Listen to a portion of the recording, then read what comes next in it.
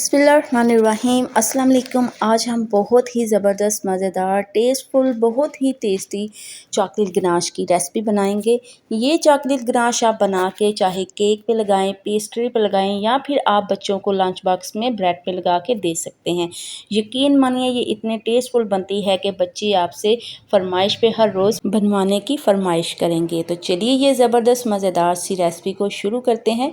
बिस्मिल्लाहिर्रहमानिर्रहीम। हमने सबसे पहले एक अदद लेना है पैन। तो सबसे पहले हमने ऐड करना है दूध 1 गिलास। ठीक है, दूध जो है वो रूम टेम्परेचर का होना चाहिए। उसके बाद आपने 5 टेबलस्पून ऐड कर देना है कोको पाउडर।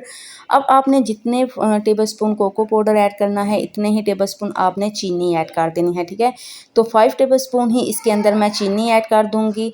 चीनी ऐड करने के बाद इसके अंदर 2 टेबलस्पून मैं ऐड करूंगी कॉर्नफ्लोर। ठीक है, ये तीनों चीज़ें डाल के आपने अच्छी तरह से इनको मिक्स कर लेना है। आप चाहें तो इसके अंदर वनीला एसेंस भी ऐड कर सकते हैं फ्लेवर के लिए। ठीक है, बहुत ही टेस्टफुल बनेगा फ्लेवर से अगर आप ऐड करते हैं। तो अगर नहीं है तो कोई बात नहीं, आप स्किप कर दीजिएगा। तो यहाँ पे देखिए अभी मैंने चूल्हे के ऊपर नहीं रखा, ऐसे ही मैं इसको पहले मिक्स कर रही हूँ ताकि इसके अंदर जितनी भी गुठलियाँ लम्स वगैरह वो सारे अच्छी तरह से मिक्स हो जाएं। ठीक है, आपने भी सबसे पहले इसको मिक्स करना है, डायरेक्ट चूल्हे के ऊपर नहीं रखना। अगर आप डायरेक्ट ही इसको पकाने लग जाएंगी तो क्या होगा, इसके अंदर गुठलियाँ लम्स वगैरह बन सकती है।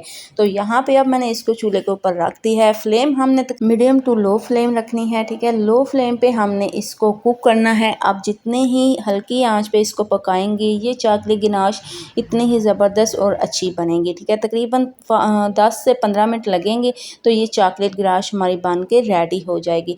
आपने चम्मच चलाते रहना है, चम्मच आपने छोड़ना नहीं है ताकि ये साथ ना लगे और एकदम से गाढ़ी ना हो। तो माशाल्लाह बहुत ही टेस्टफुल ज़बरदस्त मज़ेदार झटपट से ये चॉकलेट गनाश हमारे बन के तैयार हो चुकी है। आप इसको थिक भी रख सकते हैं, आप इसको थोड़ा सा पतला भी रख सकते हैं। ठीक, तो आप इसको सिरप टाइप भी बना सकते हैं। ठीक है, तो अब यहाँ पे देखिए जी तकरीबन आपने 10 मिनट जैसे ही इसको कुक किया हल्की सी ये गाढ़ी होगी। ठीक है, तो जैसे ये हल्की सी गाढ़ी हो तो आपने क्या करना है, इसको इसके अंदर ऐड कर देना है बटर। ठीक है, तकरीबन 1 टेबलस्पून या 1.5 टेबलस्पून ऐड कर सकते हैं, इससे ज़्यादा ना कीजिएगा। ठीक है, जितने हिसाब से मैंने ये आपको फार्मूला बताया है उसी हिसाब से ये 1 टेबलस्पून जो है ना वो बटर काफ़ी है। तो यहाँ पे देखिए जी बटर हमने अच्छा क्यों डाला, बटर हमने इसलिए डाला कि इस पे प्यारी सी शाइन आ जाए। ठीक है, और इसका फ्लेवर जो है वो ज़बरदस्त सा हो जाए। तो यहाँ पे देखिए जी ज़बरदस्त सी हमारी चॉकलेट गनाश रेडी हो चुकी है। ठीक है, तो इसको अब मैं एक बाउल में निकाल लूँगी।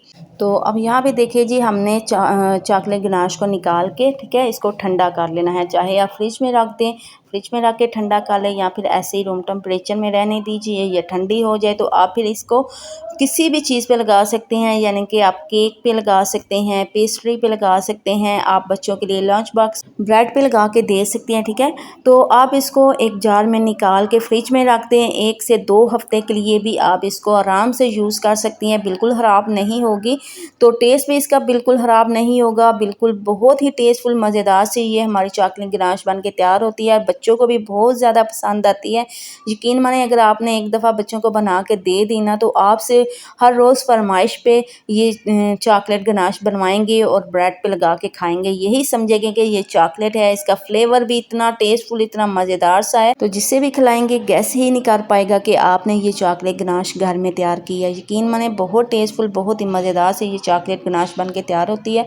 सो उम्मीद करती हूँ मेरी आज की रेसिपी आपको अच्छी लगी होगी, पसंद आई होगी। अगर आपको मेरी आज की रेसिपी अच्छी लगे पसंद आए तो ज़रूर मेरी वीडियो को लाइक और शेयर कीजिएगा, चैनल को ज़रूर सब्सक्राइब करिएगा और साथ ही लगे बेल आइकन के बटन को भी ज़रूर प्रेस करिएगा ताकि आपको हर नई वीडियो को नोटिफिकेशन बर वक्त मिलता रहे। मिलेंगे फिर किसी नई रेसिपी के साथ, तब तक के लिए अल्लाह हाफिज़।